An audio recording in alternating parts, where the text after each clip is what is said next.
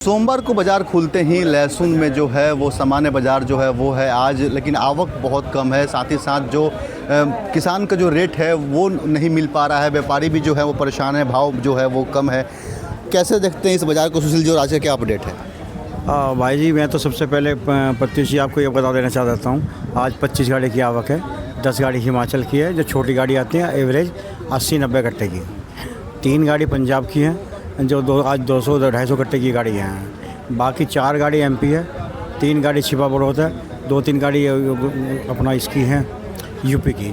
तो टोटल मिला के 25-26 गाड़ी की आवक है। तो आवक पिछले सोमवार को देखूँ तो इस हफ्ते आवक आधी है लगभग। पिछले सोमवार को 38 गाड़ी की आवक थी, आज 50 गाड़ी की आवक है।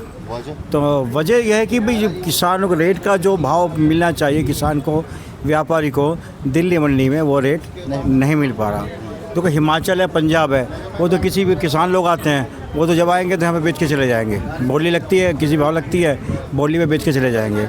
लेकिन जो एमपी का या राजस्थान का या अदर माल आते हैं वो व्यापारी का माल आता है। पीछे की मंडी तेज़ होने के कारण यहाँ पे उनको रेट नहीं मिल पाता, जिस कारण यहाँ पे आवकों का थोड़ा सा ब्रेक लगा है। हो सकता है कि भी सुधार की तो मैं संभावना नहीं कह सकता अभी, क्योंकि अगले हफ्ते इसी हफ्ते से सावन लग जाएगा, थोड़ा सा बिक्री का फ़र्क पड़ जाएगा। आज भी बिक्री का फ़र्क है। ये महीना 15 दिन तो बिक्री का बड़ा फ़र्क रहने वाला है दिल्ली मंडी में। ग्राहक अभी से कमज़ोर है। हाँ, ग्राहक अभी से कमज़ोर है। आज भी देखो कम माल है। अगर आपने देखा होगा तो मार्केट में कुछ ज़्यादा ग्राहक नज़र नहीं आ रहा।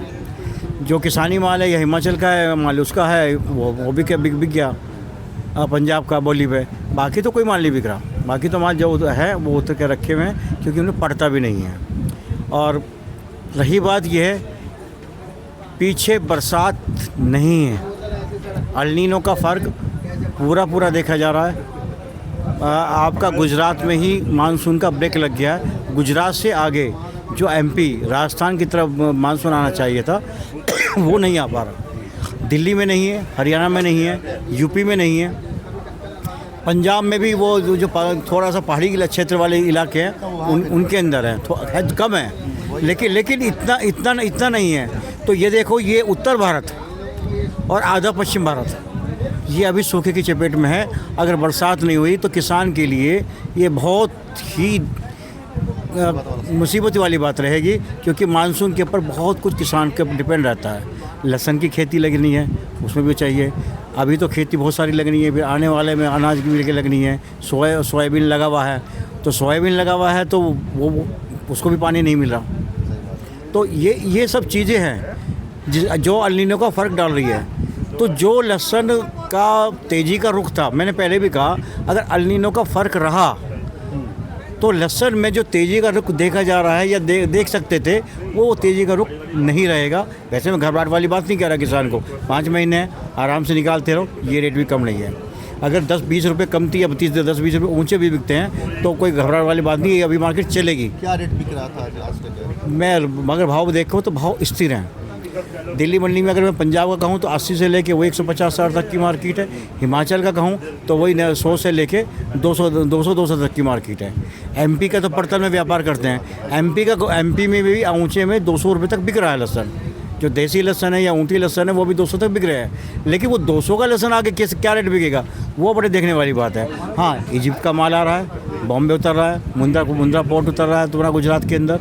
वो कई मंडियों में जब माल जो बिक्री सेंटर है, चाहे वो पूना है, चाहे वो बॉम्बे है, चाहे वो साउथ की मार्केट है, दिल्ली भी आ रहा है, वो माल आ रहा है। चाइना भी दबाव बनाया हुआ है। चाइना भी घबराहट तो पैदा कर रहा है। देखो, जो नंबर 2 में जो भी 2-4 गाड़ी आई हैं, वो 2-4 गाड़ी से भी घबराहट तो है। अगर पहले नहीं आ रही तो घबराहट नहीं थी। जब यहाँ ही पड़ता नहीं है तो वो आ जाएगा तो और दिक्कत हो जाएगी। हाँ, और दिक्कत हो जाएगी। और वो भी 180, 90, 200 बिक रहा है। कोई ये नहीं बहुत ऊंचा बिक रहा है, वो 180, 200, 90 बिक रहा है जहाँ भी बिक रहा है।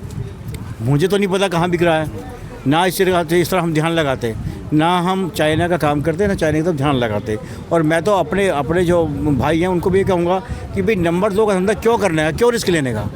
अगर वो अपना ड्यूटी पे करके माल आए, आप खुल के इंटरनेशनल मार्केट है, व्यापार करो, कुछ भी करो, उसमें तो किसी की कोई दिक्कत है नहीं। लेकिन मैं तो यही एडवाइस करूँगा कि भाई नंबर 2 का धंधा कोई ना करें।